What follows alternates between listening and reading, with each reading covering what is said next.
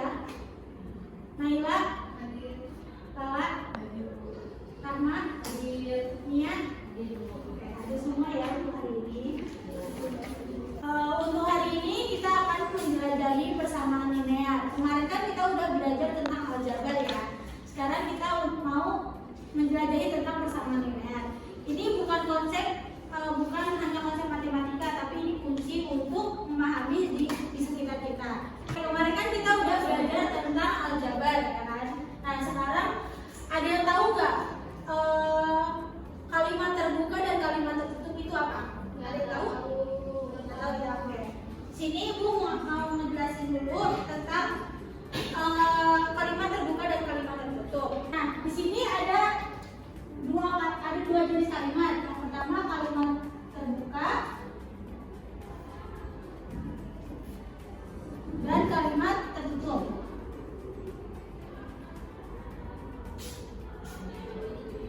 Nah, kan kemarin kita udah belajar di aljabar itu tentang variabel, koefisien, dan konstanta ya kan. Nah, sekarang di kalimat terbuka ini itu adalah kalimat yang belum diketahui kebenarannya dan dia itu menggunakan variabel dan koefisien. Misalkan kita punya 3x plus 2 sama dengan 0. Nah, ini adalah contoh kalimat untuk kalimat terbuka karena dia melibatkan variabel di dalam suatu aljabar, bukan? Untuk kalimat tertutup, yaitu kalimat yang tidak memiliki variabel dan nilai kebenarannya itu sudah diketahui. Misalkan 5 ditambah 4 sama dengan 9. Ini adalah contoh untuk kalimat tertutup. Nah, kalau untuk kalimat terbuka dia ada variabelnya, dan untuk kalimat tertutup dia tuh nggak ada variabelnya. Jadi benar-benar sudah diketahui nilai kebenarannya. Sekarang kan kalian udah tahu nih kalimat terbuka dan kalimat tertutup itu apa. Ada bisa ngejelasin Bang? Kalimat terbuka dan kalimat tertutup itu apa? Coba Rama. Kalimat terbuka itu masih memiliki variabel yang belum diketahui. Kalau kalimat tertutup itu masih tidak memiliki variabel dan dia sudah terbukti. Oke, betul ya. Dan sekarang Ibu mau ngejelasin tentang persamaan dan tidak samakan. Nah, untuk persamaan yaitu seperti kalimat terbuka. Jadi kalimat terbuka ini yaitu persamaan linear satu variabel karena di sini cuma ada satu variabel x. Kalau persamaan linear satu variabel itu dia misalkan 3x plus 4 sama dengan 0. Ini adalah persamaan satu variabel. Nah, kalau untuk pertidaksamaan itu ditandai dengan tanda lebih besar sama dengan, lebih kecil dan lebih kecil sama dengan. Nah, misalkan 4x lebih besar sama dengan 0. Nah, ini adalah contoh dari pertidaksamaan linear satu variabel. Jadi gitu. Kalau misalkan untuk membedakannya ditandanya aja sih. Kalau misalkan di persamaan linear satu variabel itu ditandai dengan sama dengan. Tapi kalau misalkan di pertidaksamaan linear satu variabel itu ditandai dengan lebih besar, lebih kecil, lebih besar sama dengan dan lebih kecil sama dengan. Paham sampai sini? Oke. Nah, untuk di kehidupan sehari-harinya, untuk persamaan pertidaksamaan linear satu variabel kita bisa melihat di misalkan kita mau bikin SIM nih, Nah, kan kalau misalkan bikin SIM itu harus lebih dari 17 tahun, ya kan? Nah, makanya biasanya ada tulisan seperti ini. SIM itu minimal lebih dari sama dengan 17 tahun. Ada yang tahu kenapa lebih dari sama dengan? Ada yang bisa jawab? Gak ada. Oke. Nah, kenapa dia lebih dari sama dengan? Karena minimal banget umur bikin SIM itu kan 17 tahun. Berarti anak 17 tahun itu ikut serta dong, udah bisa bikin SIM. Nah, makanya ini kita lebih dari sama dengan 17 tahun. Kalau misalkan lebih dari sama dengan ini, dia 17 tahun itu ngikut untuk udah bisa bikin SIM. Tapi kalau misalkan cuma lebih dari,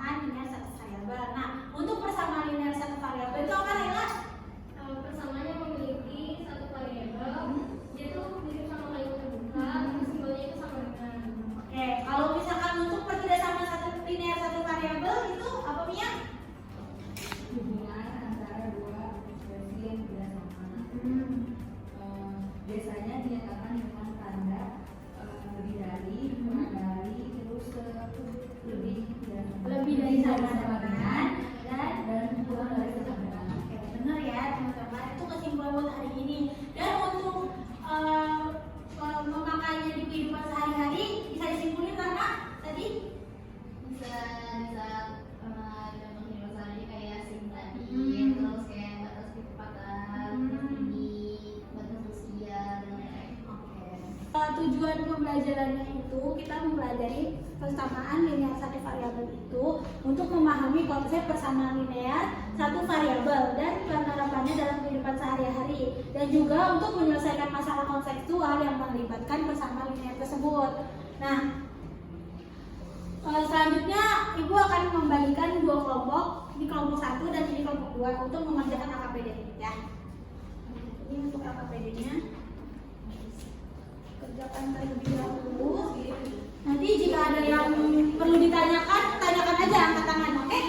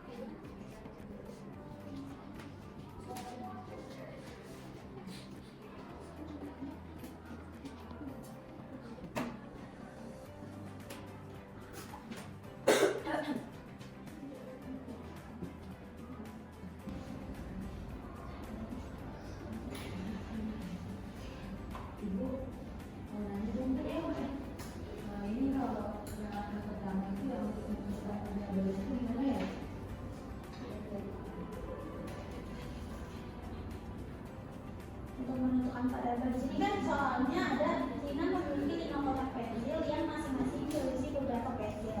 Jika Tina menambahkan 3 pensil ke setiap kotak, maka total pensil menjadi 42. Berapa pensil yang ada di setiap kotak sebelum Tina menambahkannya? Nah, di sini cara menentukan variabel itu yaitu jadi kotak ini dinamakan X, dimisalkan X, jadi memiliki 5 kotak berarti 5X pensil yang masing-masing berisi beberapa pensil. Nah, pensil ini berarti nggak ditulis jadi X-nya, jadi yang jadi X-nya itu si kotaknya tersebut gitu. Sudah cukup? Masih dulu ya, sama-sama. Bisa dikerjakan? Ada yang mau tanya nggak? Ini juga Bu. Enggak. Ini berarti enggak juga ya? Enggak. Kalau berikutnya silakan nanti dijelaskan.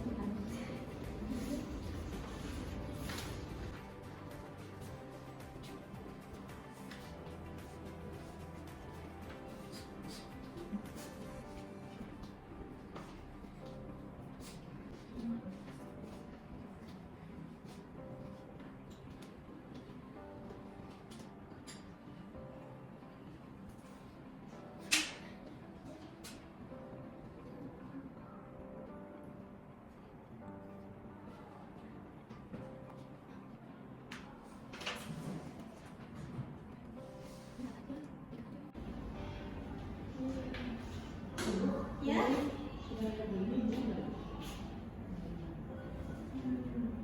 Dari langkah-langkahnya sih ini udah bener ya. Oke, nanti bisa dijelasin. Oke? Ya. Ini untuk langkah-langkahnya sih udah bener ya. Nanti bisa dijelasin di depan.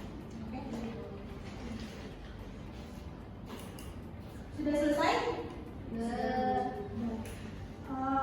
Oke, kalau sudah selesai bisa untuk kelompok Naila bisa maju ke depan untuk menjelasin soal pertama, dan untuk kelompok Rahma bisa menyelesaikan soal kedua. Oke? Ayo kelompok Naila dulu maju.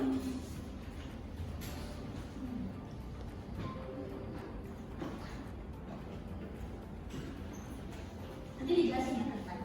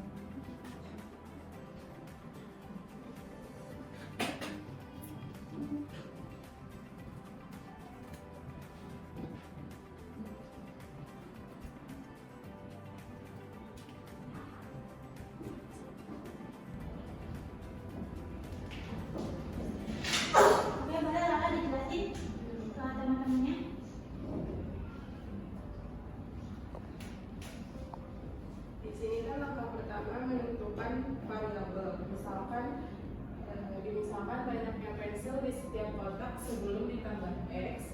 Lalu langkah kedua, menyusun persamaan. Dina memiliki 5 kotak pensil sehingga menjadi 5X. Setelah menambahkan 3 pensil menjadi 5X plus 3. Total pensil setelah ditambah 5X plus 3 sama dengan 40. Lalu langkah ketiga, menyederhanakan persamaan. 5X ditambah 15 sama dengan 40. Langkah keempat, menyelesaikan persamaan. 5X sama dengan 40 dikurang 15. 15-nya kita pindahin ke belakang sini, jadi 40 kurang 15, 25. 5X sama dengan 25.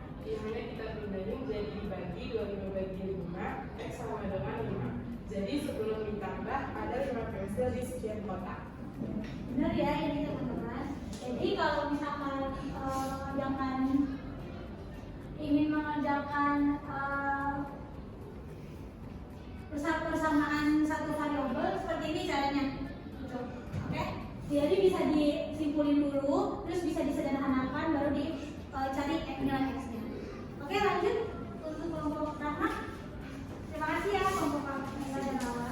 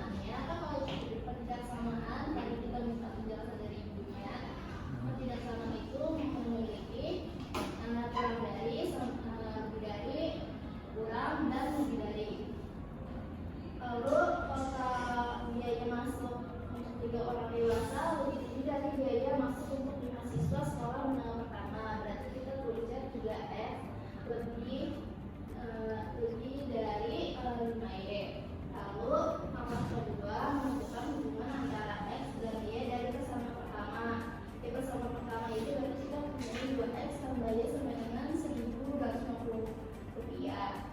Berarti kita nyatakan ke dalam Y dalam bentuk X, yaitu Y sama dengan Y sama dengan 1.250 dikurang 2X. Lalu Y sama dengan 1.250 dikurang 10X. Angka ketiga, kita substitusi rumusan ini ke dalam ketidaksamaan kedua, yaitu substitusi Y sama dengan 1.250 dikurang 2X ke dalam ketidaksamaan 3X lebih besar dari 5Y. Lalu 3X lebih besar dari 5 kita substitusikan, yaitu 5 dikali 1.250 dikurang 2X, berarti 3X lebih dari 6.250 dikurang 10X. Maka keempat, kita menyelesaikan ketidaksamaannya, yaitu gabungan semua suku yang mengandung X ke satu sisi, yaitu 3X ditambah 10X lebih besar dari 6.250. Lalu 13X lebih besar dari 6.250. Berarti X lebih besar dari 6.250 dibagi 13. Berarti X lebih besar dari 480.7. Jadi dari ketidaksamaan kedua kita menemukan bahwa harga dan praktis dewasa X itu harus lebih besar dari 480.7. Lalu setelah itu langkah kelima kita menentukan nilai Y berdasarkan X. Dari langkah sebelumnya kita punya hubungan nih, punya hubungan Y sama dengan 1.250 dikurang 2X. Misalkan kita ambil X sama dengan 500, karena X harus lebih besar dari 480.7. Setelah itu Y sama dengan 1.250 dikurang 2 dikali 500. Y sama dengan 1.500 dikurang 1.000. Y sama dengan 250. Kesimpulannya, total biaya masuk untuk 2 orang dewasa dan satu sekolah menengah pertama adalah 1.250 rupiah, dan biaya masuk untuk 3 orang dewasa lebih besar dari biaya masuk untuk 5 siswa SMP. 3X sama dibagi 3.500 sama dengan 1.500, dan 5Y 5 dikali 250 sama dengan 1.250, yang memang 1.500 lebih besar dari 1.250. Benar ya? Aduh, mau nanya, ini 500-nya dapat dari mana? Dari 500 itu dari 1.250 dikurang 2X. Nah, Substitusikan. jadi udah paham ya tentang persamaan dan ketidaksamaan. Ya oke, tadi kesimpulan udah dipaparin ya, udah pada paham semuanya. Dan sekarang ibu mau ngasih tugas individu yang ada di HKPD di halaman terakhir. Jadi